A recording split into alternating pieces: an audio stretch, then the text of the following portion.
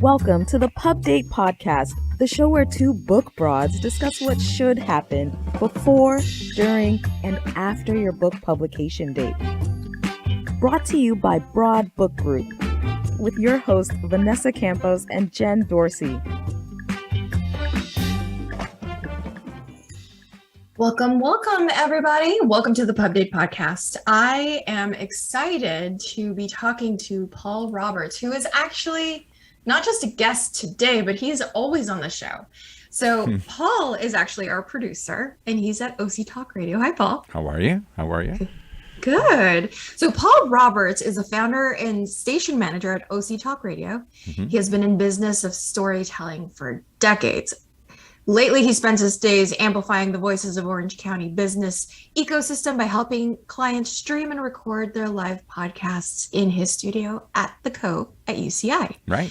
UCI is headquartered at the UCI Beall Applied Innovation Center. Welcome. Wow, you got it all in. I appreciate it. You know, I feel privileged today because the intro says a couple of book broads, but I only got one book broad today. Does that make me a book broad? Am I You're an official book broad today. Okay, good. I like that. A book dude or a book broad? I like that.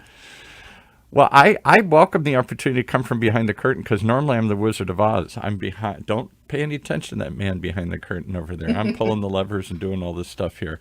And a lot of it's mechanical, but a lot of it we get to reveal. It's what you guys do.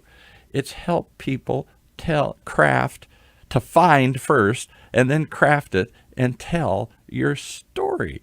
And the thing is, we were talking about offline that I'm so excited to talk about this is because there is the false impression in this world that everything is easy. I can write a book in 90 days. I can do a podcast, just get a mic and start talking.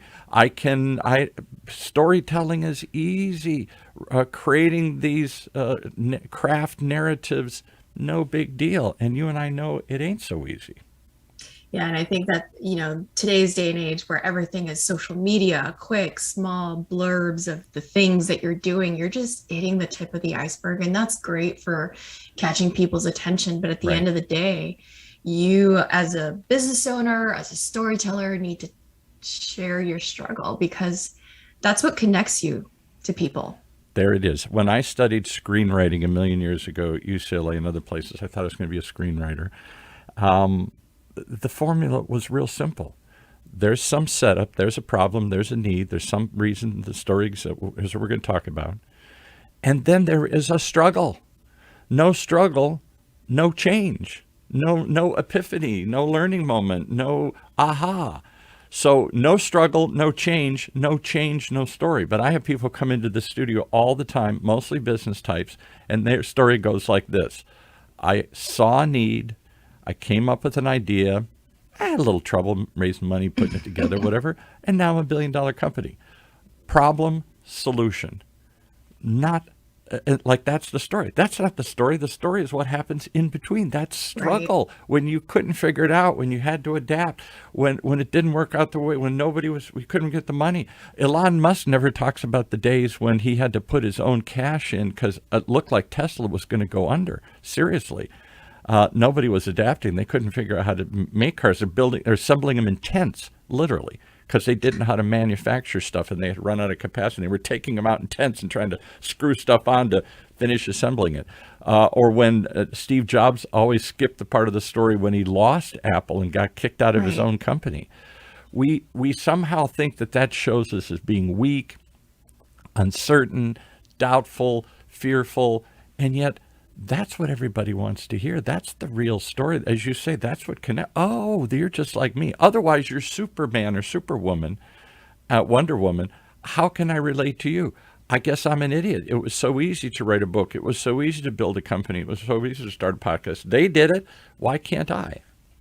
I agree with that. It is one of those things where I'm a really big proponent of asking for help. Even if you are the person who is running your business, your craft, there comes a point in time where you just don't know what the next step is, and asking for help is important. And I don't appreciate, as someone who works behind the scenes like yourself. Right. I don't appreciate it when people say like, oh, I got from point A to point B so quickly and it was just easy. So And without these, any help. I don't need an editor. exactly. I don't need a Exactly. producer. I don't need some other set of eyes on this thing here. I don't need consultants. I don't need anybody. I'm the lone wolf, solopreneur, guiding force, the Steve Jobs. I see the vision. I'm just going to get this done. But even they run into problems. And both of those great examples where they ran into serious problems, it looked like it was going to seriously sink what became, iconic brands. There were moments when it wasn't so clear and they needed help. I'll give you an interesting, weird example. We do so many different shows on the radio station here. And we've done a bunch. It was Veterans Day recently. We did a show with a veteran. And this guy was an Army Ranger. These guys are taught to be self-reliant. You're out on your own behind enemy lines. There is nobody to call phone home to. You got maybe a couple of buddies at your back, but it's a pack. It's a lone wolf operating alone. And so you have to be resilient and you have to be self-reliant. But a lot of these guys come back with problems. Post-traumatic stress disorder, the biggest one. This guy came back and got pancreatic cancer. And he talked how difficult it was for him to finally say, I need help. That's weak. Suck it up. Figure it out. You're not strong enough. You're not tough enough. You're not bright enough. We all want to be that lone wolf. We all want to be the Clint Eastwood riding into town, the shooting everybody. That whole image is so ingrained in us, particularly as Americans, I think, and particularly men of a certain age. We just never ask for directions. We never ask for help. We just think it's a sign of weakness. And yet, when you look at the great ventures, great companies always talk about great teams. We had another guy came on, he owns multiple companies. And I said, how did you do it? He said, I surround myself with good people. I need to be able, the true test of a leader is I should be able to leave and disappear and the company keeps going. It's not reliant on me and me alone. So you look at when I got into screenwriting, it wasn't so much fun because the studios will take it and rewrite it 52 times and bring in lots of things. Book editors, who was the great Max Perkins, who worked with Hemingway and all these other people here. People think Hemingway just sat down and whipped this stuff off of his head, handed it in, and poof, they published it. How tough was that? No, somebody ripped it apart and said, oh yeah, you're missing the point. This doesn't make sense. You got to go deeper. You got to be clearer. You got to take this junk out. Even great writer Michael Jordan has famously said he would not have been the icon he was had it not been for a good coach, because he can only take it so far. And somebody else has to look at it from the outside and say, Michael, come on, you're dribbling with the wrong hand here. You're doing it wrong. So true great examples, great companies, great entrepreneurs, great athletes rely on teams. But we are taught to rely on ourselves, particularly as entrepreneurs. And we somehow think, I don't need Vanessa to help me guide the book. Here, just take it and do something. I don't need Paul to help me guide the podcast. I don't need any help telling my story. Where did that come from and why does that continue to persist? Okay, here's my theory. I blame the word entrepreneur. I blame it so much because when you hear entrepreneur, you think, well, the word itself just means the individual. You are an entrepreneur. Right. And the reality is that no one is doing things alone. You don't do things alone. You have a community of people. Right. And everyone wants to be an entrepreneur. Everyone wants to be successful and get to that point. So I blame the word. And I'm going to get a lot of flack. I grew up in a world where when I was a kid, you all don't remember this, but Westerns were the big things in the 50s and 60s. I think on television. Renegade and Cowboys. Yes, Renegade and Cowboys and Have Gun Will Travel and one man. It's always one man against the world. The whole world's out to get me, John Wayne, but I'm going to follow my own conscience, my own code of the West, and I'm going to figure this out myself. And I don't need any women. I don't need any community. Everybody's giving me conflicting advice. Run, fight, do this, everything. No, I can only rely on myself. And now that continued into all the space movies, the Mandalorian right. fighting against, and it's always reluctant. I always get drawn into it. I don't really want to do this, but okay, I'm here now and I've just got to do this fight. But I got to win it alone. Cop movies tend to be like that. And so we've got this easy rider, one man against the world, riding across the country here.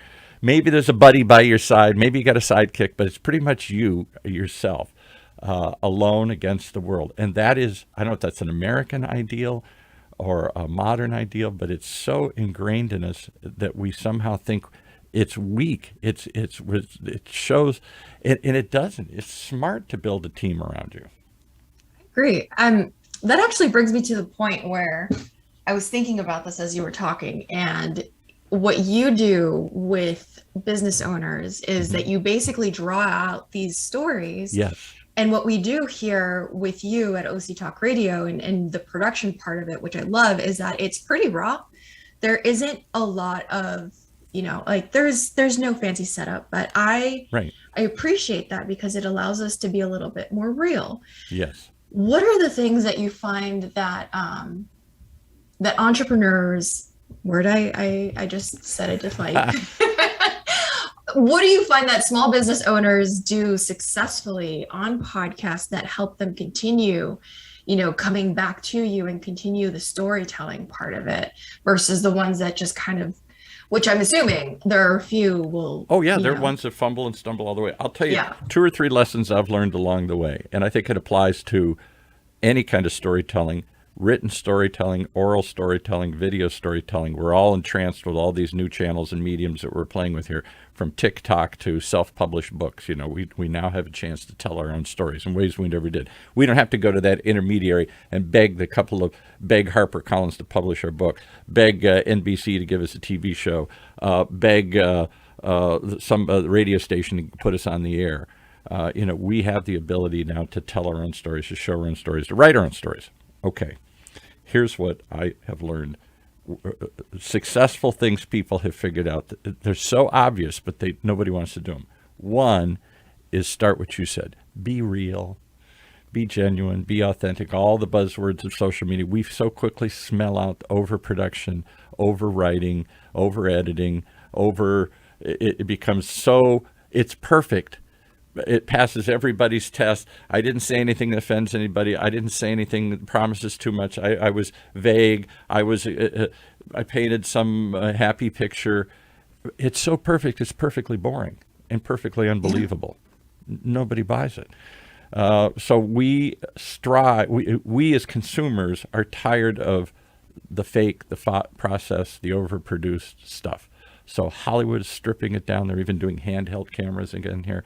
Books, I think, have gone back to not long, flowery prose and run-on sentences. And I think audio podcasts have done the same thing. It's hard to just really talk anymore without the talking points, without the script, without all the bullet things you're trying to say, to really talk and listen. What I'm not doing right now. Here I'm on stage giving a lecture and a lesson. For us to really talk and go back and forth, that's a big one. What do you talk about? Let's talk about that one a little bit rather than me just.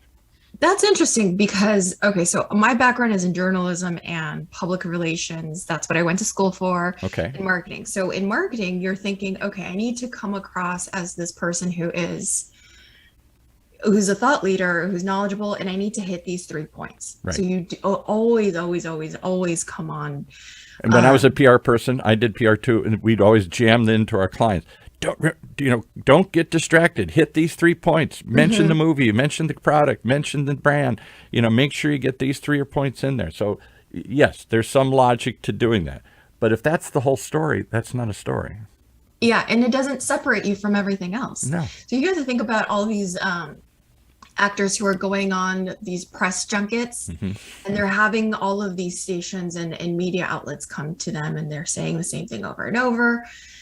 And you'll notice that the person who's interviewing them always wants to get that extra meat out. Yes. Because that's what's going to separate their story from the person who just came before them or just came after them. Right. So to your point about owning your situation and being able to kind of deliver that, to your audience and owning your story by doing your own podcasts and doing your own thing, you need to surround yourself with people who are going to, like you, Paul, pull you out of that comfort zone. Yes, and right. just So get you to open up and be real and everything. And there is an art to doing this. we interviewed William Shatner, of all people, the other day in one of our Pedigo e-bike shows. He's a big fan of e-bikes. He's 90, he rides them. So they were able to get him on our show. I grew up watching Star Trek and all the things he did after that, Boston Legal and everything. This is an iconic, love him or not, this guy just puts a smile on everybody's face. He's an iconic actor. He just keeps going at 90, doing and doing and doing. And so for particularly men of a certain age like me, that was a big treat. Okay. And after I interviewed him, he told a couple of stories, and I thought, wow, he's so good at just spinning these stories, these funny stories of something in the past, something that happened to him. And I thought, I pulled something out of him nobody else ever did. And after the show was over, I went back on YouTube and looked at him. By God, half of the stories he'd told 100 times. But he found it in a way to make you believe this is the first time he said it, like an actor reciting a line. I used to represent a lot of famous actors like William Shatner. I didn't represent him, but Johnny Mathis, Anthony Quinn, other people back in the 80s when I started life as an entertainment publicist. And I remember asking one of them, how can you say the same line on a play day after day, 6 times a week and twice on Sundays? And they said, it may be the first time, it may be the 100th time I've said it, but it's the first time the audience has ever heard it. So you have to somehow find something to make it a little fresh and interesting. It can't just sound like it's memorized. It can't just sound like it's repeated. Too much of the wisdom that we write, speak, say, just feels like it's been said 100 times, and you've said it 100 times, and it loses some of that feeling of spontaneity, real, honest, open, spontaneous stuff, which goes to the second point, which is what actors always learn to do, is to stay in the moment. I have people come in here with scripts. So, Vanessa, what do you think about book publishing today? I think it sucks. Great. And what's your favorite color here? It's like a questionnaire. They say something startling. I think the economy is going to collapse tomorrow. Great. Okay. And now on to the next point. How did you start? Like they're not even listening. Right. Throw the script aside. What? You think it sucks? You're a book publisher. What do you mean it sucks? Let's have a real discussion about this. I just feel like that's out of fashion. We don't even do that in our private lives anymore here. My wife's always saying, yeah, all right, cut to the point, cut to the point. The point is the conversation. The point isn't just it's being in the moment. It's being in the moment and debating something and discussing it. I had one friend, I sat up with him one night, had a few beers and sitting around the campfire, and we spent hours, and he said, well, that was a waste of time. And I thought, really? It was fun, well, but rude. we seem to think, get to the point. Everybody's listening to the show. All right, what's the point? Oh, come on, I'm going to write the 3 points down here. You can do some of that, but if that's all it is, it's not a story. If it's just a problem and a solution and no struggle, there is no story. As you're talking about this, I'm thinking about my days back in journalism classes where I would literally go and listen to politicians do their spiel for the city of Long Beach. And it's just like, okay, but what's really at the story? So I would always stick around at the end and ask extra questions that no one else is going to ask them, because everyone wants to play nice with the politician. Right. And that's when I realized it's like, well, we need to be in a kind of like one-on-one conversation here. And I think that that's what separates what you do here with OC Talk Radio, is that it's more of that conversation. It is. And I'll be honest with you. It's almost like conversational marketing. That's what I call it. Right. Exactly. And I would like to challenge anyone out there who's listening to go back to any of their business books and find the part of the book that is their favorite. And I can almost guarantee that it's going to be a case study. It's going to be an anecdote. Right. It's going to be something that makes that author human to you and relates what their struggle is to you. Forget the fact that they cracked the code for 20 times ROI. Right. It's how they got to that point. And that's the third. You set me up perfectly. So if part of it's to be real and honest and open and vulnerable and say there's some struggle here when nobody wants to talk about the struggle, and other part of it's to stay in the moment and really listen and respond, not just read. This isn't a presentation. It's a conversation. It's back and forth. The third is what you said. Don't tell me facts and figures. Humanize it. Tell me the people stories. Put a face to it. Oh, now I can get it. Because and here's my three lessons I'm always saying, if we're going to go down to a tangible takeaways.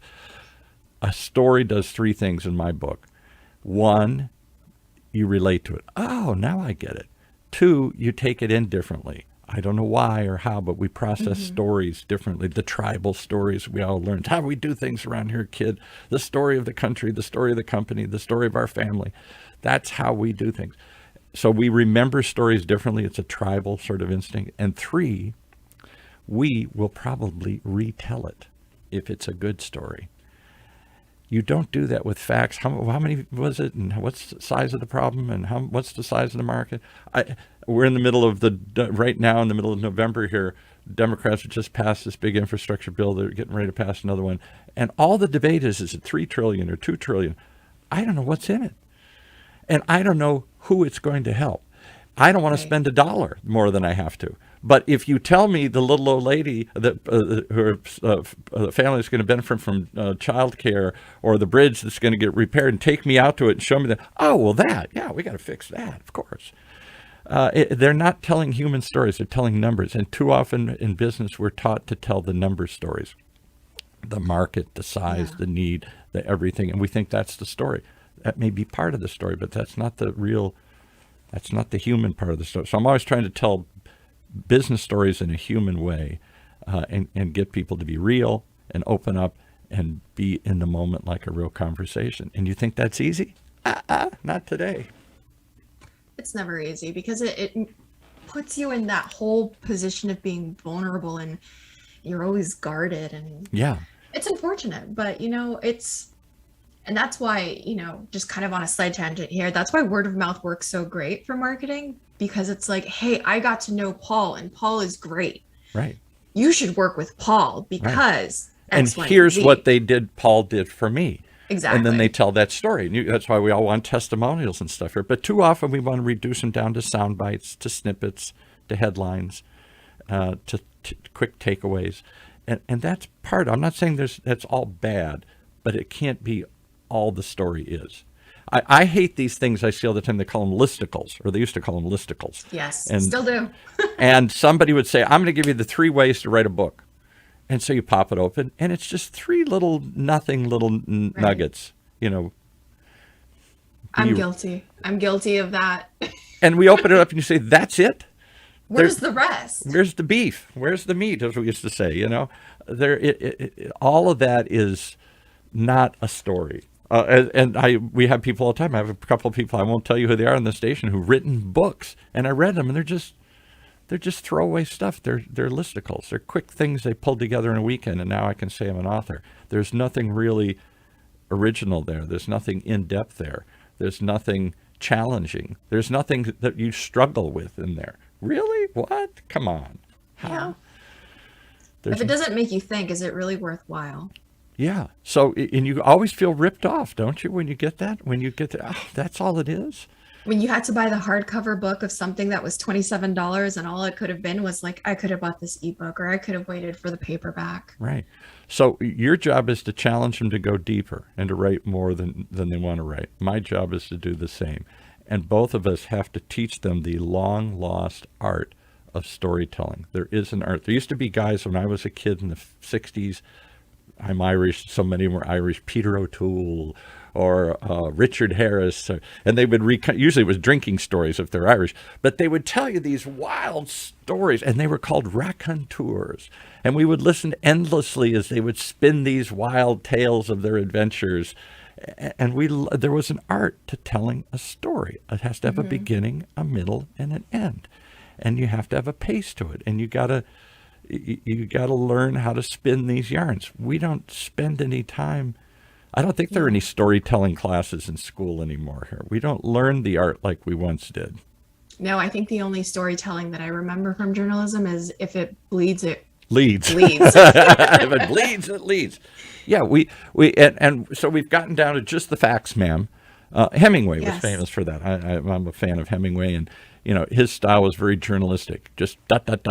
bullet points. He got rid of all the flowery language. Let's just cut to the chase, because he's a war correspondent and he's just trying. So all his novels have to be that kind of immediate, short. And so we popularized that style. That we wanted in 140 characters. We want a quick memo. We just want the highlights. We want the listicle. And there's a need for that kind of information, a place for it, telling if you're just recounting the facts. Right. But if you're telling a story, there has to be a beginning, a middle, and an end. And it has to have a certain pace to it. And it has to be honest and hopeful and in all these things that don't come easily for us anymore. I have businesses come in all the time. They want to tell their brand story, their passion story, their founder's story. They're horrible at it. It's no story. I had a little problem. I came up with an answer. It was a little struggle for a while, but here I am, $1 billion company. What can I learn from that? You can't learn anything from that. And I have found, just on the side note, is that I am looking for, as someone who owns their own business, I'm looking for quick solutions to do X, Y, and Z. Right. As I'm going through these, it's clickbait, the 5 ways to do this, the Right. 10 ways to do this. I'm finding that I'm really just looking for a turnkey solution. And when you start getting down into the meat of the program, it's going to require me to sit down and think about something. Yes. And I don't have the time. I got to keep going. And that's why I tell people I can give you 100 good reasons to do a podcast. I can only give you one. It's a commitment. Like writing a book is a commitment of time and energy. And the ones who fail at this, usually because they go, it's not because they don't see results. Oh yeah, I got people listening. People see me as a thought leader. I met people I didn't want to meet. I drive people aside. I keep them there longer. They come back more often. All the tangible metrics that people use, but they quit because it's a pain in the butt. Oh my God, I got to come up with another conversation and another conversation. And I got to actually sit and listen and talk and prepare and think about this. And that's what burns most people out. That's why they never finish the book or the podcast fizzles. Or they write the book and they never continue to promote it. And they're like, well, what else? Yeah. No, just keep talking about it. Yeah. They've already talked about it. I'm like, keep talking about it. And that would be another show. It isn't enough. This isn't a field of dreams. Build it and they will come. They won't. They won't. So all this effort to create this conversation, to record it, to capture it, if you just stick it in a drawer, nobody will find it any more than if you write the grain manuscript. Who was it?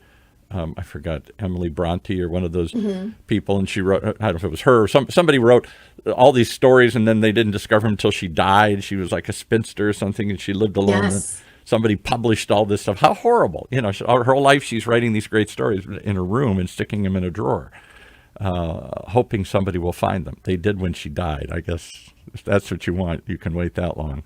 I'm not willing to wait that long. And I'm sure that there are a lot of people out there who are not willing to wait that long to share their stories. If they are willing to, come to you and bare their souls, how can they reach out to you, Paul? How can people who want Impossible. start the I'm in a fairy castle. You can't find me. If you UCI. can't find me, you don't. I'm Bill Murray. Have you ever read about Bill Murray, the comedian? He doesn't have an agent. The only Hollywood star I know that doesn't have an agent and doesn't have anybody booking him. He has an 800 number and an old-fashioned phone with an answer machine. And you have to find that number somehow through somebody. Huh. And if you do, he'll get back to you whenever if he likes it. He listens to these things. So I don't know his number. I wish I could find his number and leave him a message here. But that's what we all want to be. We want to be that mysterious person. But if you want to reach OC Talk Radio, we're easy. We're everywhere. octalkradio.biz. Listen to our shows. We stream live. 20-some shows we produce out of the University of California's Irvine's Beall Applied Innovation Center, this cool thing where they bring technology together. And we're part of it. We got this cool studio, and we're proud to have you because this is a conversation. It's exactly what I do with podcasting, the same conversation I hear about books. It's easy. I could do it in a weekend. I don't need any help. And then once I do it, it's done. It's never done. Never the case. It's never done. The job is never done. Job is never done. Right. So just a quick reminder for everyone out there who is interested in reaching out to Paul. It is called OC Talk Radio, Orange County, California. Right. But it's not limited to Orange County, right, Paul? No, we do. Surprisingly, we do all sorts of big brands. We do a show for Pedigo e-bikes. We're starting one for the City of Hope Hospital. We've got some national brands that use this because I thought it was just a local voice and a local outlet, like a collection of podcasts we'd stream live first and then turn them into podcasts, and a lot of it is. But we help produce this ongoing, long-form thing called podcasting where it isn't once and done. It's longer than a few seconds, and it goes on and on and on, and people get hooked on it and come back like a Netflix series. It's a recurring conversation. So we use this. A lot of people, they still might be played on OC Talk Radio, but they're using it to put on their websites and their social media, and more live streamed on Facebook and YouTube and LinkedIn, and all this stuff. That's good, because you have to understand, everyone out there, is that content is the gift that keeps on giving. It does. It does. I had somebody come back to me when I first started this, and he said, I didn't get anything. I'm not going to. Did it for 3 months. And I said, well, do you tweet and people buy? Do you put a picture on Facebook and the phone rings? Well, no. That's why I hate social media. And I said, you got to give it some time. This is the drip. This is it. And he came back to me 2 years later, and he said, I'm so embarrassed. I keep getting leads from conversations I hadn't put up 2 years ago. I thought that was gone. I said, that was my illusion when I came out of real radio. When it went into the ether, it was gone. There was no ether net to catch it and carry it forward. It really was the ether. It just dispersed once it went out into the airwaves. Now it lives on. I don't know, like a good book or good content. Is it something that pays off years and years and years and years later? I think so. Yeah, it's that continuous effort of the things that you never know are going to hit. And that's why I think sometimes marketing can be a very soft science, because you never know what's going to resonate with people. You can A/B test all you want, but at the end of the day, I remember having one email that went out at the very beginning of my career at this media company. And 5 years later, I was the director of the division, and I was like, what is this link that keeps popping up and recurring? It's from like 5 years ago. And they're like, oh, it's an email that went out, blah, blah, blah. And I'm like, someone saved that email link and is continuing to go back to that email link. And I was really surprised. And so I'll leave you with this. Doesn't that make it all the more urgent to create real good, meaningful content and conversations if it's going to live on? If this is just throwaway listicles, you crank them out every day and you just throw a few out there, little tidbits, snippets. Hey guys, here we are. Here's my 2 tips for today. Realize that stuff may live on a lot longer than you think. So put some effort into it. Absolutely. All right. I got to put an effort to stop this, as much as I'd love to continue the conversation.